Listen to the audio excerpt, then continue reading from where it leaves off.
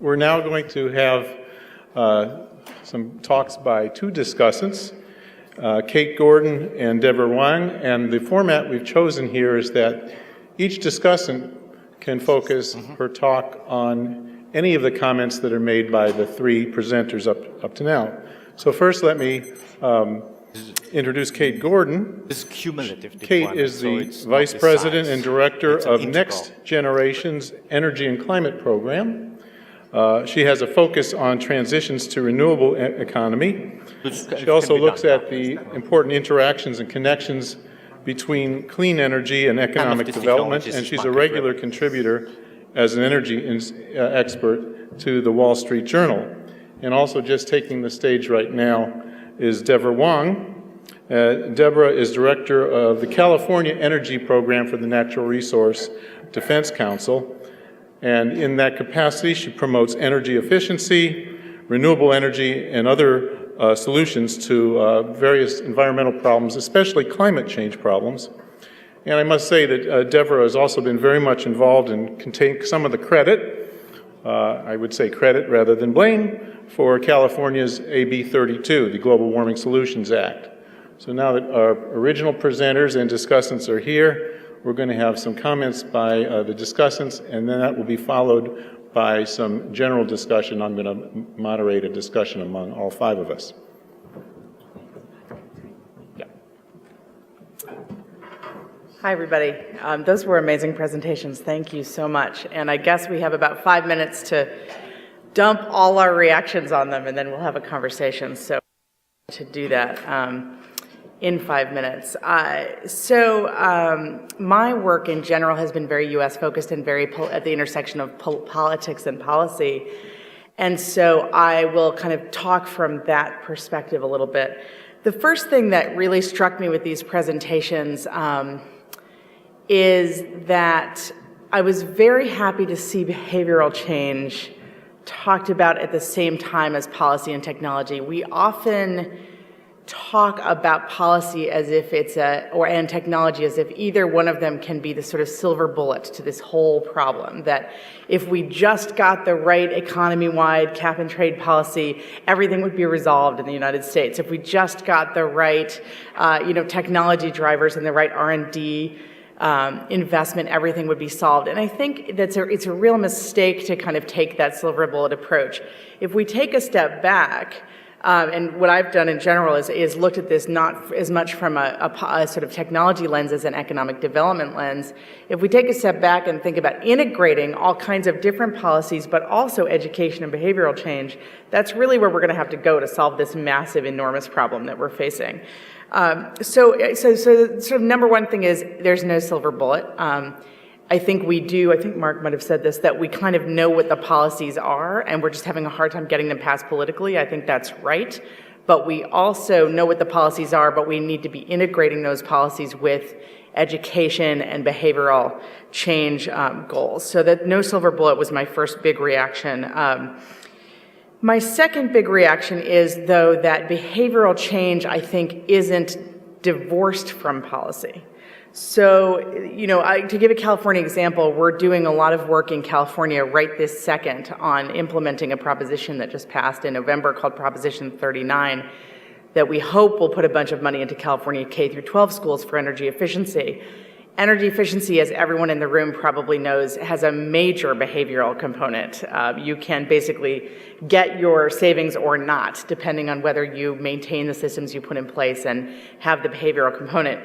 In this context, there is a policy solution. There's a pure education solution, but there's also a way that you could, for instance, put some of the money in the policy toward training custodians so that there's a behavior change education built into the policy framework. So I do think that we here in the United States are very reluctant to talk about behavioral change, but that to the extent that we can incorporate those education and training goals, and not just workforce training, but long-term behavioral change training into policies here, it's incredibly valuable, and I really appreciate Joyashree talking about the importance of those policies. And then the final thing that I would say, and I think we'll get into it a little bit later in the discussions, is, in large part, in this country, but also increasingly in other countries. I mean, every time there's a recession, it seems, we go from having a discussion about how to deal with the science and how to move forward on climate change to a very political environment where it's very hard to do anything. So in this country and many other countries, this is honestly a political issue more than anything else. Dealing with climate change in the US has become political and partisan. And in fact, we have the public sentiment in favor of doing something. We have a number of pretty high-level actors in this country who want to do something, but it's become a purely political issue. So I guess I would just end up here by saying, as we're thinking about that sort of mishmash of policies, technologies, infrastructure, behavioral change that are going to have to move us forward on climate change, we also need to think about actually making it have a political cost to not do anything. And that's an incredibly difficult thing to do, but something that if we don't do, it's going to continually be impossible to move forward at a national level here. So those are my overarching comments. I will stop and turn it over to Devra. Great, thank you. Yeah, I'm gonna sit. Well, first of all, thank you to all of the presenters and all of the authors of the GEA. You've put together a really remarkable work product here, and it's been a really interesting day and a half. I wanted to reflect on the vision that's really laid out in the GEA. I think you all have made a very persuasive case that as a global society, we can address our energy and our economic, our health challenges. But it begs the question, if we know how to do this, why aren't we already on the right path, obviously?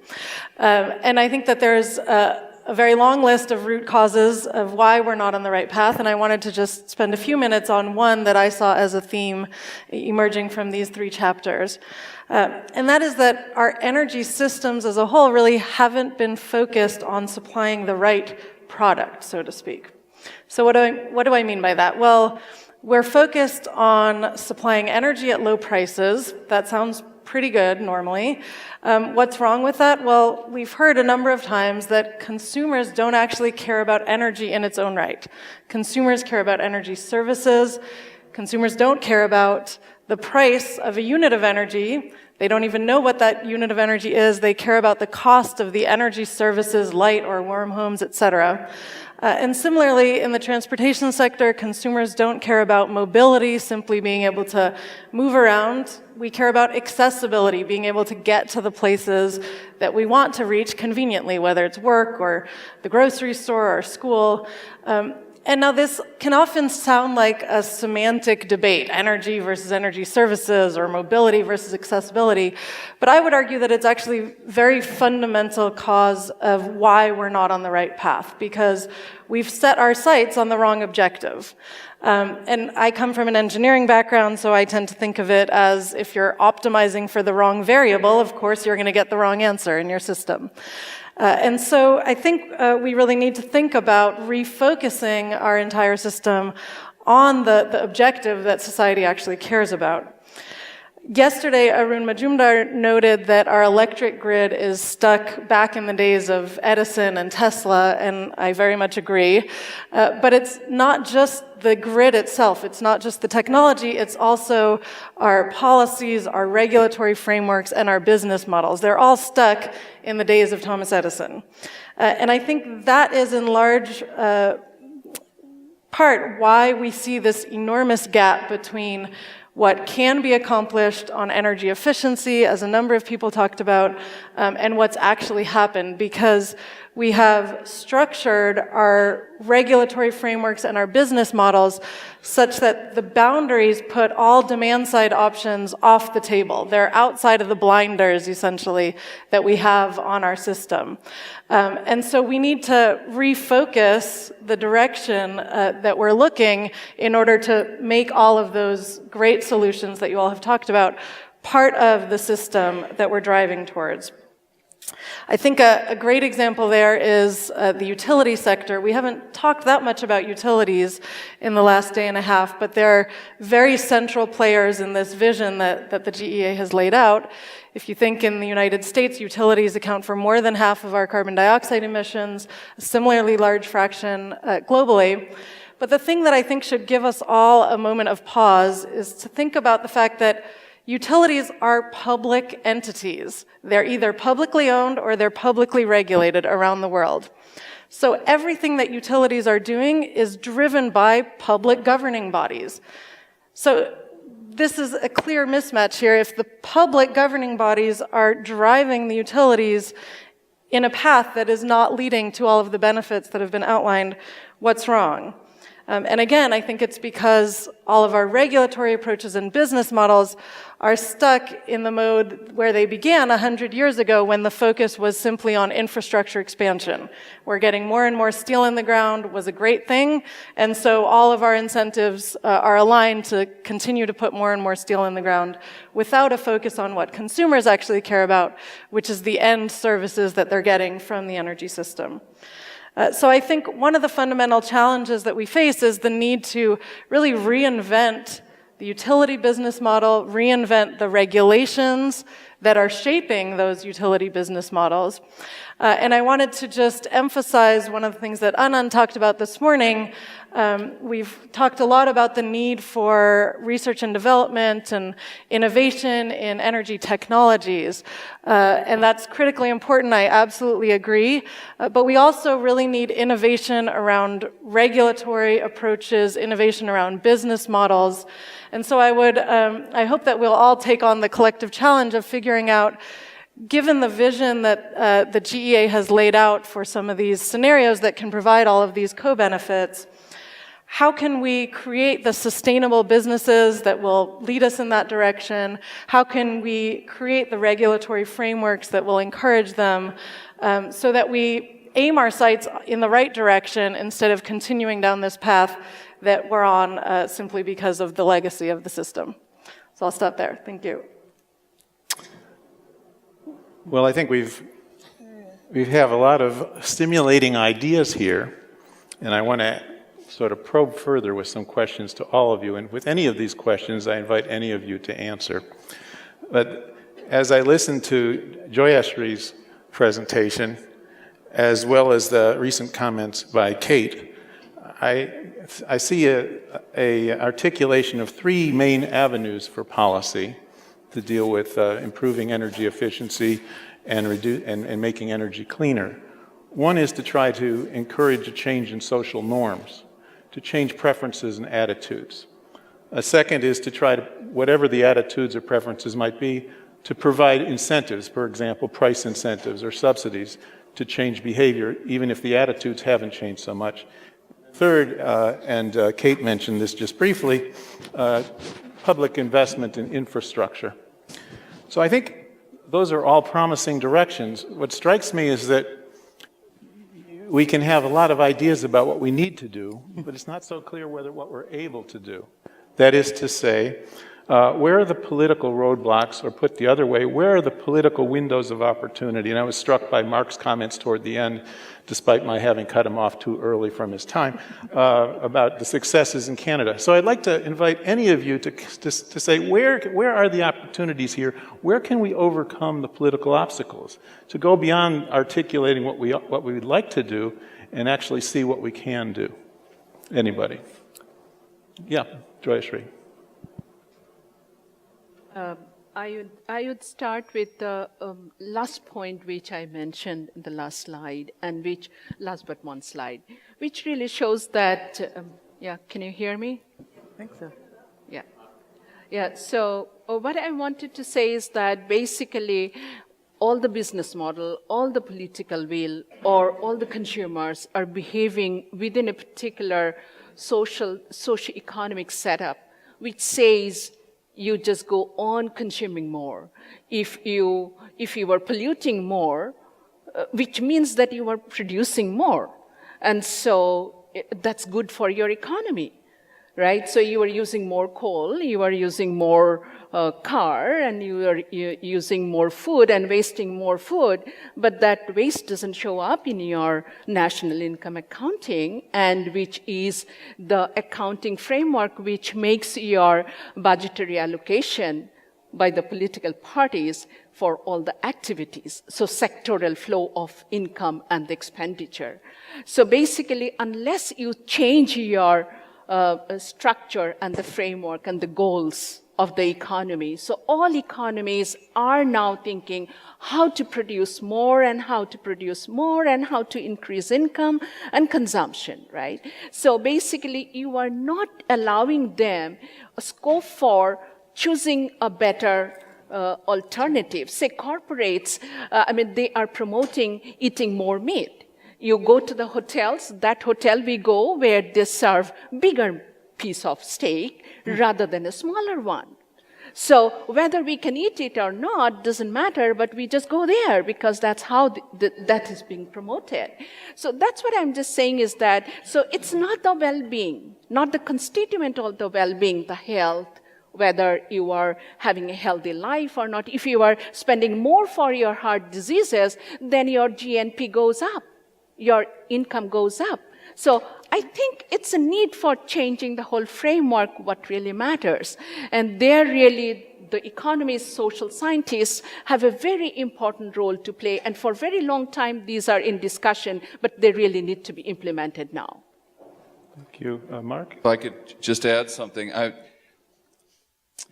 I all my life have wanted to see significant behavioral change, and I've tried to live my life that way as well. But if I'm to think of Larry's question and what I was trying to get at in my talk, I really want to be careful not to increase the degree of difficulty of something that's already really difficult. So I want to be careful about the extent to which I wrap a whole bunch of other objectives into something like greenhouse gas reduction, for example. And so that, now it's going to be that much more difficult. And I'll maybe take off on something that Devra said.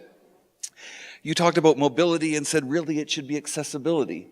And I'm thinking, cars? So I do a lot of discrete choice surveys, my research team does, on humans and mobility, and we follow the literature. And when I think of a car, I think of that what people see there, different people, status, pleasure, time flexibility, private space, comfort, freedom, some various kinds of self-image, maybe sexual insecurity compensation, I don't know. That shows up too, actually. And so when Arnold Schwarzenegger was pushing in California for strong climate policies and the whole mixture of regulations and moving towards cap and trade, I saw scenes where he went in, so met with other people who had Hummers like he did, yeah. And he showed them not how to get rid of a Hummer for the accessibility that you want, but how he converted one of his Hummers, I think, to biofuel, and another one to hydrogen, and I don't know how many Hummers he had, but 9 or something. And so, yes, let's change behavior, but let's be careful. Like, ask yourself, how much did we change behavior to get acid emissions down? So that's the kind of run through I do with people, and maybe I've provoked something. No, well. I think that's really you're raising a question that I think plagues all of us who work on climate change policy, which is that the solutions have to be really big in order to work. Most of the really big solutions are big policy solutions that are completely inaccessible to most people. So you have this problem. I think about the US, we had inconvenient truth leading to an economy-wide cap and trade debate. That was sort of the level of discussion. Inconvenient truth presents a problem that's almost impossible to wrap your head around as an individual. And then the economy-wide cap and trade debate was a policy solution that was almost impossible to wrap your head around as an individual. So everything gets taken down to a level of what can I do individually? I think we, as climate change people, and I come actually from more of an economic background, but I do think that the sort of, one of the biggest mistakes we make is to tell people that their individual actions aren't good enough. That, whatever we do, you've all heard this, whatever, even if we start today doing everything we need to do, we're still screwed because the climate is going to hell. I mean, this is what we all say all the time or hear all the time. But there has to be something that brings this, for the political reasons Larry talked about, there has to be something that brings this to the personal level. So I think it's, Mark's making a really good point. It can't be a kind of preachy personal level. You have to bring things to a personal level that's actually personal, but we also have to acknowledge that that's not going to solve the problem. it may be part of a long-term political kind of and an educational process, but it's not going to solve the problem. And I think it's really, really difficult for those of us who do policy in this area to wrap our heads around that, because we all know that the problem is bigger than that and needs bigger solutions. But we also know that essentially the entire discussion at this point is happening among maybe 2% of the population. Thank you. I want to ask another question that's policy related, and I think Arnulf, I hope I can entice you to at least offer some commentary on this. You offered some fascinating information about different ways that we could get engaged in trying to promote technology. And so 2 related questions. One is you mentioned these different stages of technological development, starting with basic research, and then you move toward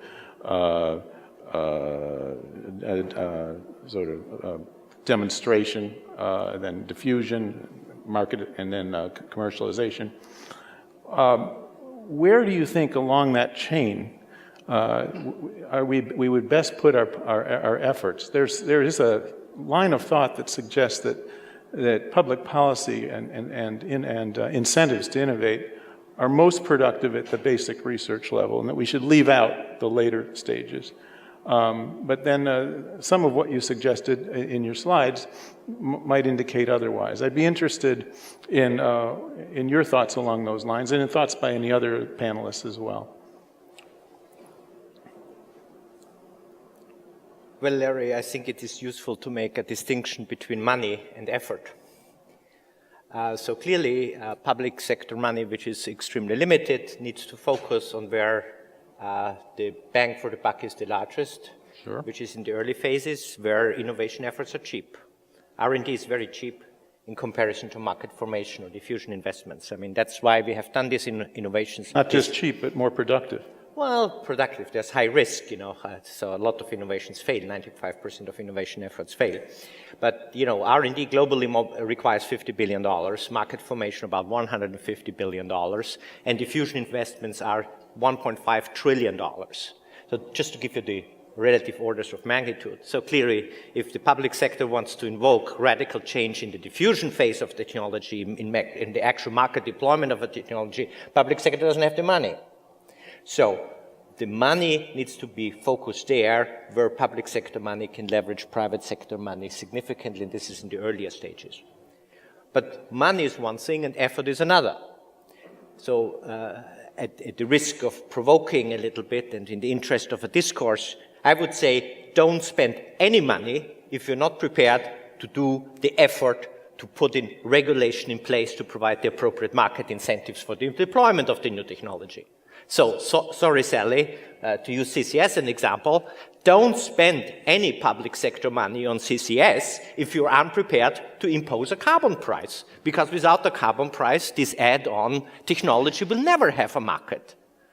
Other technologies, PV panels and so on, are a little bit different, but CCS is really a special breed. It has only a business model with a carbon price. So if you're not prepared for the effort, policy introducing a carbon price, don't even bother to spend in public sector R&D money.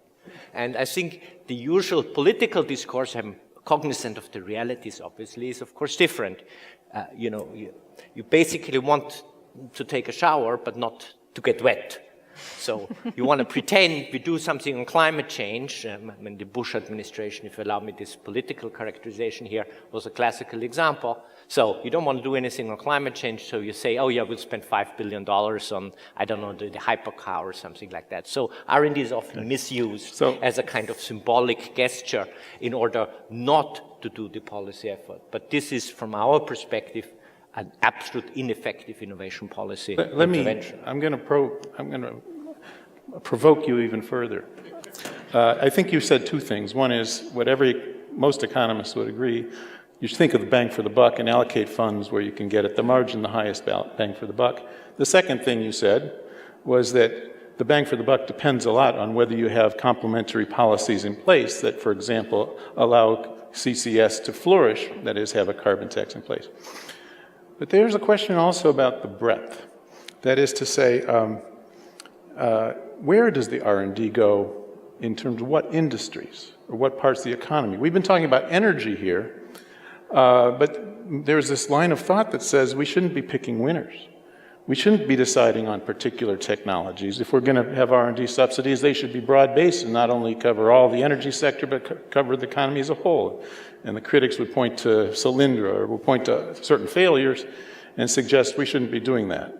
I see by Kate's reaction that she's not entirely in sympathy with that criticism. So what do you all think of this issue? Where should we be focusing, let's say in the technology context, our subsidies or our R&D promotion policies?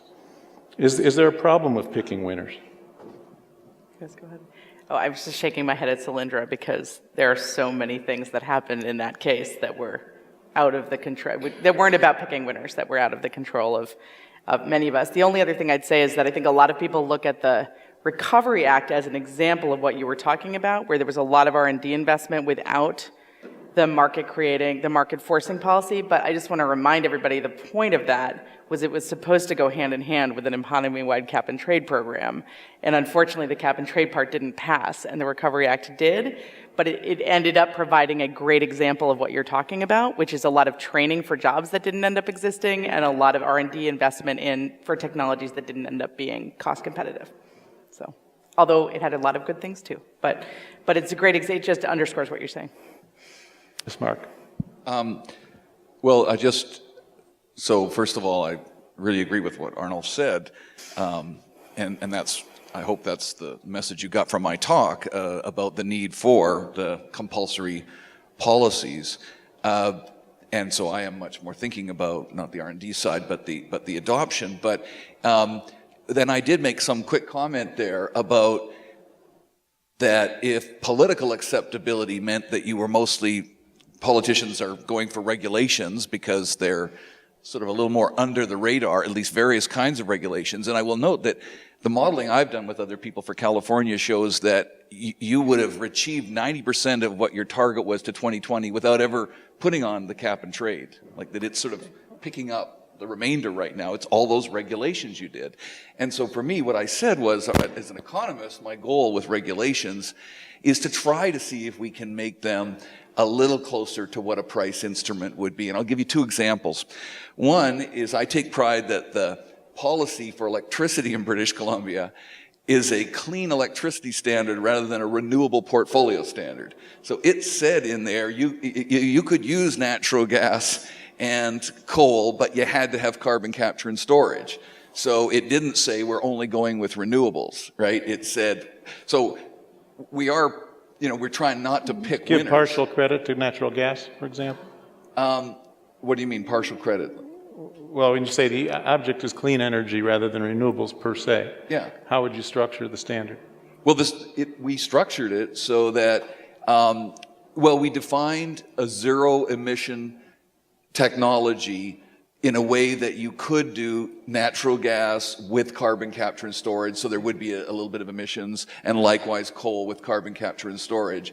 But the idea was to let the market kind of sort that out, especially as it needed less intermittent energy at some point. And likewise, the California Vehicle Emission Standard. Now, I know there are different positions about that, and I think you and I argued about that once.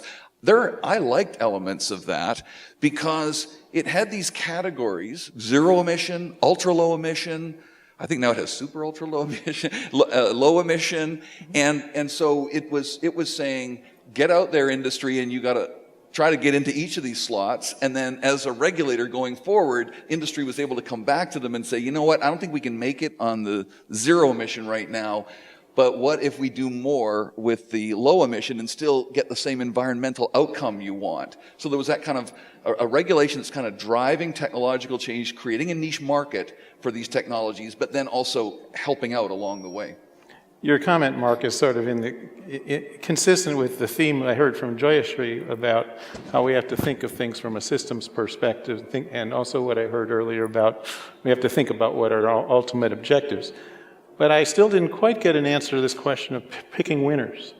Arnulf, what are you going to say about that? Larry, we had in our writing team almost a 2-year debate on this. And, there are different viewpoints. And I think the compromise here is to say that, when we look from a historical perspective at technology-specific public sector intervention, that the success rate of this intervention by far is not worse, but also not better than the private sector.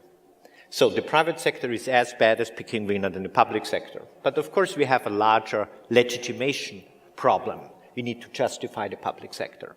So from a technology perspective, governments must not pick winners. They should pick performance characteristics. But what governments legitimately can do and should do is to pick priorities, reflecting social needs, externalities, or political priorities, which is legitimate.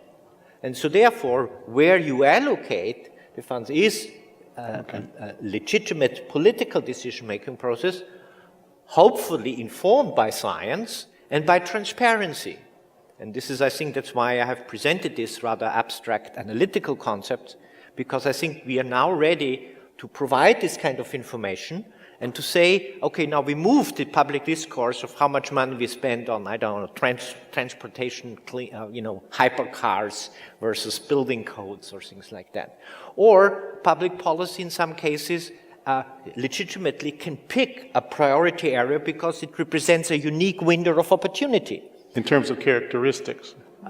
Even sometimes of a technology. For instance, I give you one example from one of the case study, super efficient windows.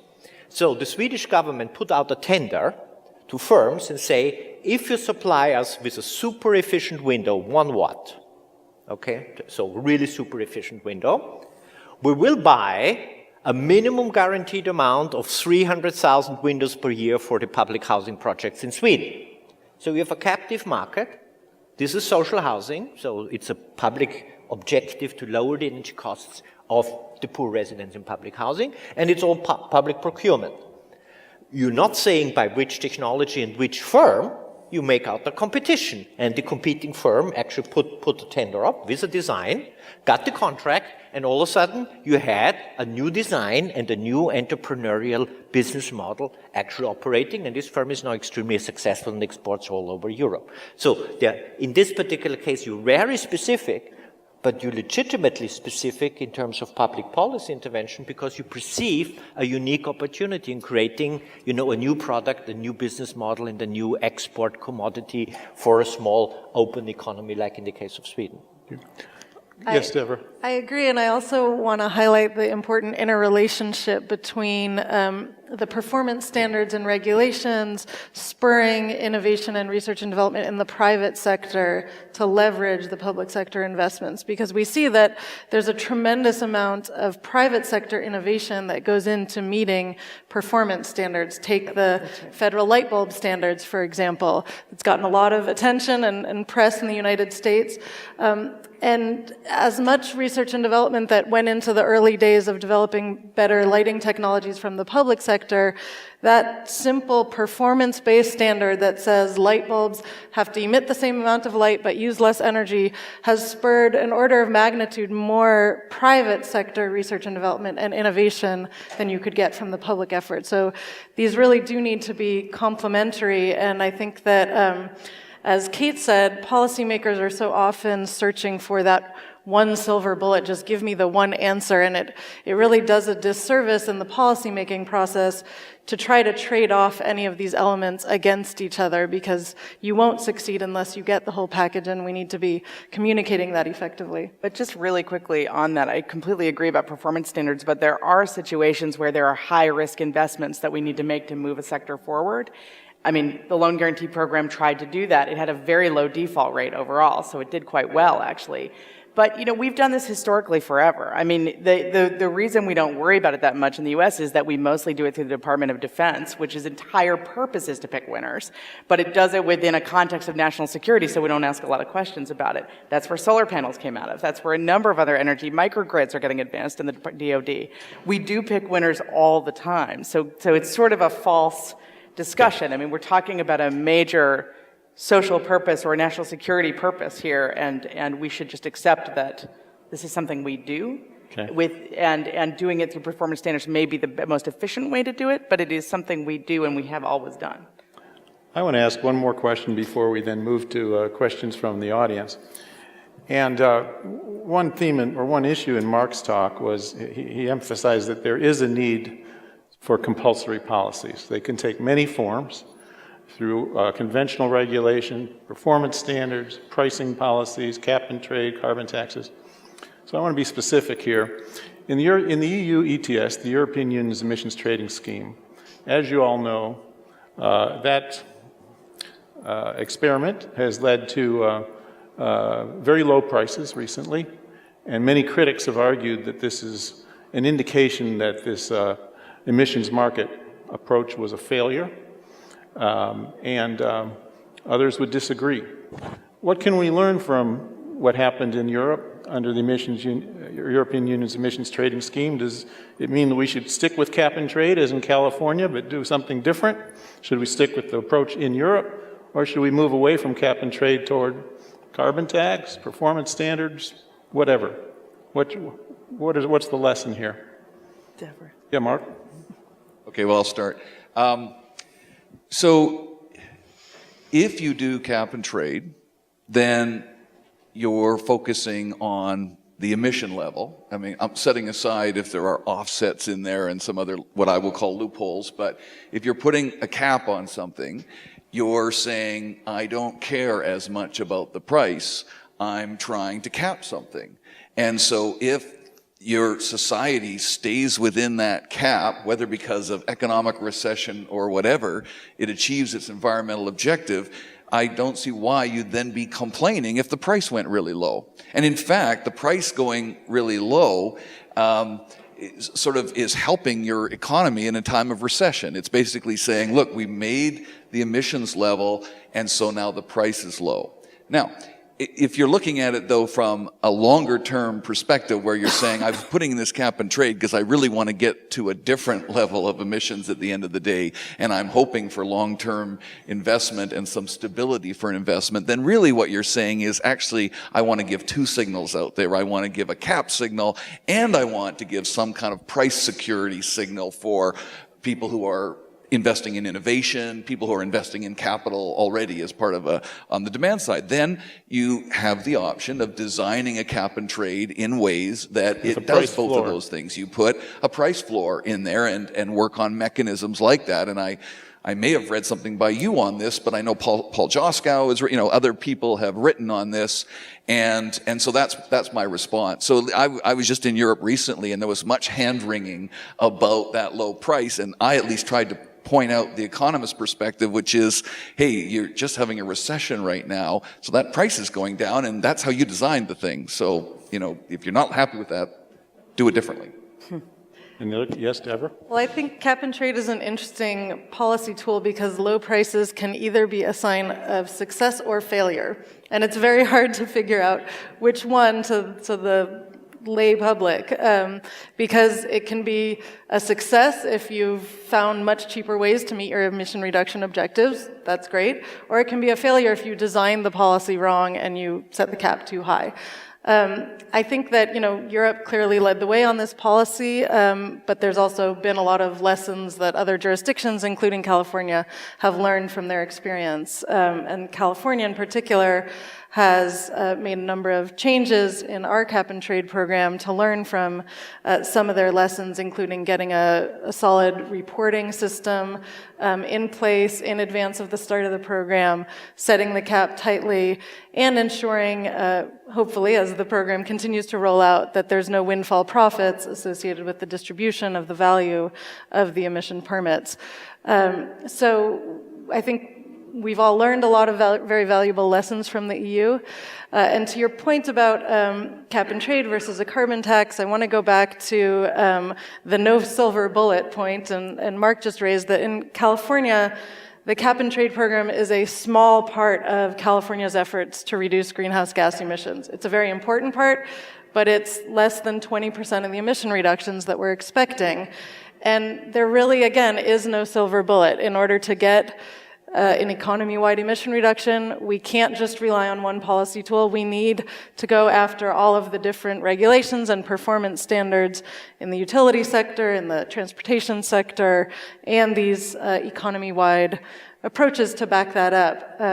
And I really appreciated one of the comments, Mark, you made in your presentation, that when it comes to policymaking, since we're often in the trenches trying to get the policymakers to move policies forward, it's not particularly helpful to debate the theoretical merits of one approach versus another, because at the end of the day, there's other considerations that policymakers are really caring about. And so what's more important is getting the motivation to do something on climate, and then figuring out what will work within the political system and the constraints that exist to move the ball forward, rather than pitting the same side against each other, trying to argue about one system being much more theoretically appealing than another system.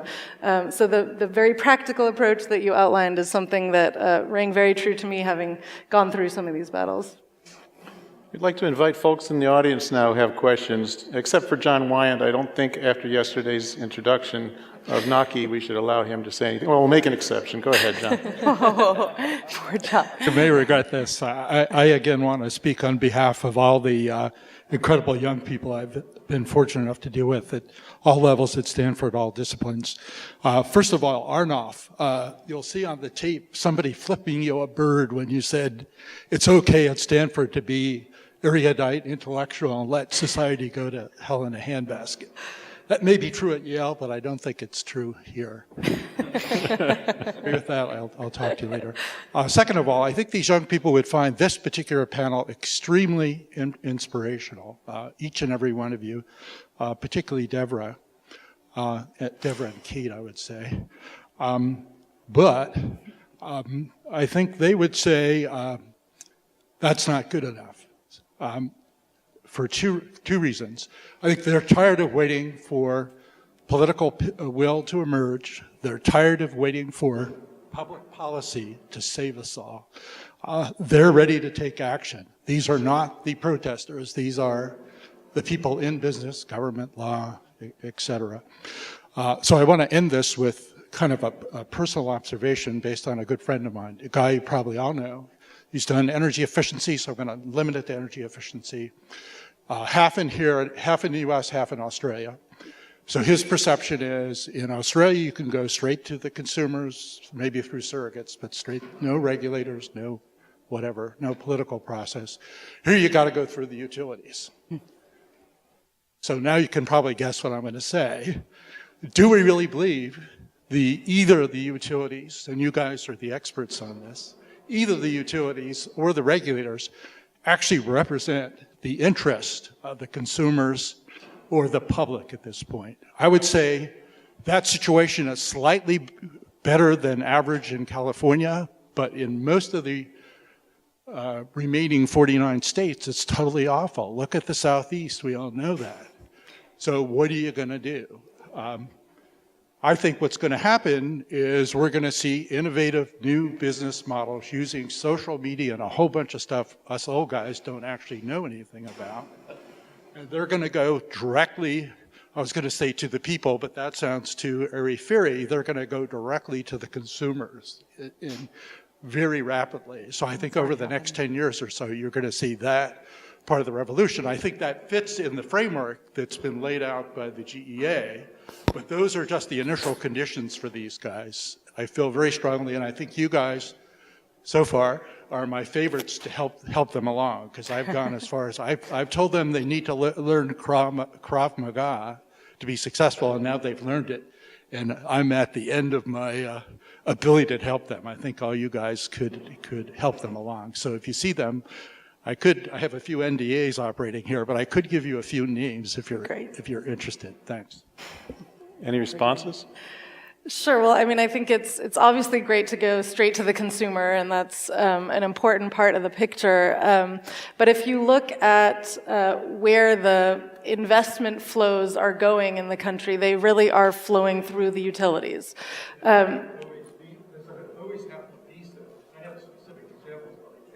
Right, it doesn't have to be that way, that's true, but what we're, at the end of the day, talking about is redirecting societal investments away from dirty power plants and into cleaner things like energy efficiency.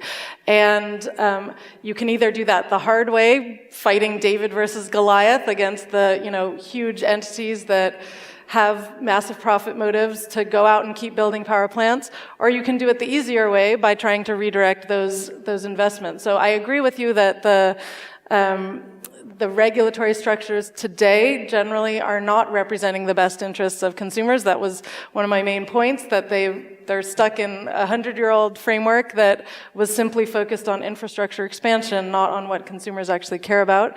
But at the same time, they are built on the foundations of a democratic public process. And there are opportunities for your students and the rest of us to participate in that public process to reshape our governing institutions. And I think that has to be an important part of this conversation and the way forward.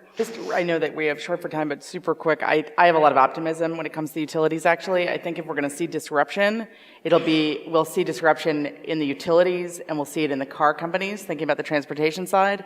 The car companies, when they dealt with the emission standards, they were dealing with Tesla coming up, with foreign auto companies, with a lot of disruptive technology from all over the place, and they had to respond to that because their backs were against the wall. I do think that companies like Mosaic, other kinds of interesting service companies on the solar and distributed generation side are making the utilities have to re-examine their business model, and they are up against a wall. I'll tell you who's not up against a wall and who's not interested in change is the oil companies.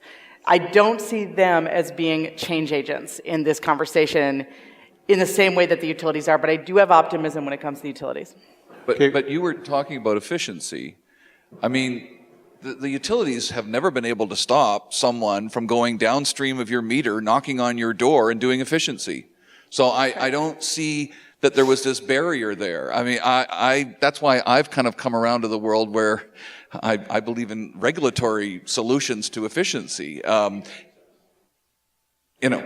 think this is an issue that we can discuss for a long time, but in the interest of allowing for other questions, let it at least be recognized that there are differing points of view on this question, and that John has raised a rather provocative issue, and not sure that everyone would agree. We have some questions coming up over here on this side of the room. Siwam Sangi from the International Food Policy Research Institute. Moving a little bit away from OECD countries. Can you speak a little louder, please?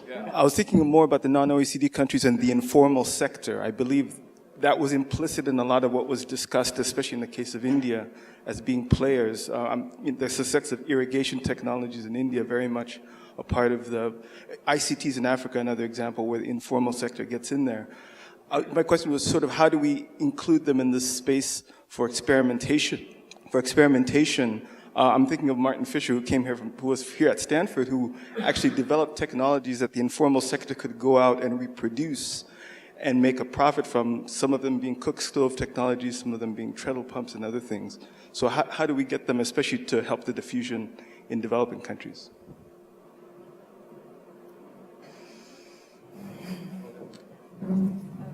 I would just share with you one of the experiences that we are running through in India.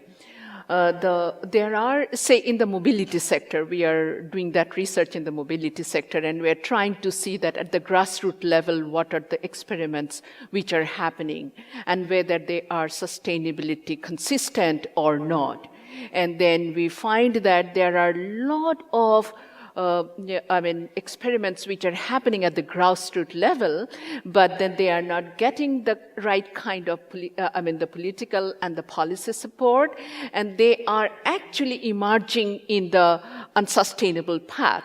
And so basically they really need tremendous support to become sustainable in the long run. Otherwise, there will be huge, incumbent regime who is becoming, who will have a subversive nature, but then they will be staying within the system and leading to, in the negative sense, disruption. So it is very important that the informal sectors in the developing countries and whatever is happening there, how to make them sustainable is very, very important.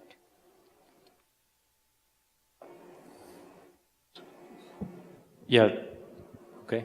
This is David Lobel from Stanford. I wanted to go back to the behavior change question, just because I often so I work a lot in the food area and get asked about behavior change all the time and meat consumption, and I give a very similar answer to what Mark said, which is you don't take a difficult problem and make it more difficult. But I've started to wonder if that's really true for a couple of reasons. One is because I see how difficult policy change and political change is, and how limited technology change can be sometimes. But the other is because I think that's maybe too much of an American perspective on things, and that Americans are really loath to be told anything about changing their behavior. Although, if you look at the New York City example, I mean, they are being told, and they kick and scream a little bit, but it doesn't seem to have hurt too much politically. But I was wondering in particular about some of the other... David, can I just ask for clarification here? Yeah. Are you talking about changes in attitudes and norms versus changing the way people act by way of regulation or incentives? Those are two different things. Yeah, thanks. I'm mostly talking about the first that you said, the attitudes and norms. And I'm just wondering, how much evidence do we really have about the difficulty of changing? In particular, how much do we understand about the differences in Asia versus OECD countries versus Africa and some Latin America? Is it really a genuinely ignorant on what is the evidence? I sort of know from personal experience it's hard to influence people's behavior, but maybe that's just I live in a very stubborn family with a lot of Americans. I would say this way, that when the sociologist in our team suggested that we really need to go for the sufficiency rule, and there was a whole lot of debate around that. And then he came up with the argument that actually sufficiency, people think that there is a contradiction of thinking of a liberal society and then coming up with the sufficiency as a policy norm. But if you think it as sufficiency the way within the climate change and the energy regime, then you are really talking about the creating the externality. So in a liberal society, also individual behavior, if that causes harm to someone else, can come within the externality and the the public policy norms. So from that point of view, you can think that the attitudinal changes can be brought up through the public policy changes also. So I would say that we really need to look into these changes. And the other thing, if we really look into how different societies are behaving differently or not, but very interestingly, the social norms are breaking through corporatization process in such a way that you are really going by the homogenization of the behavior. So instead of diversity, which is existing within a cultural system, which is a good thing, but that is getting broken down by telling that this is bad thing, so you really need to modernize, homogenize, and that's becoming the lifestyle issue and the social norm. So basically, giving space to the individual culture, diversity more, and then saying that, okay, these are nothing bad, these are good things, and you relate them to the good externality effect, and then you can pursue those norms. So I think, there is a time when we really need to think the way corporatization is happening and homogenization is happening, that really need to change.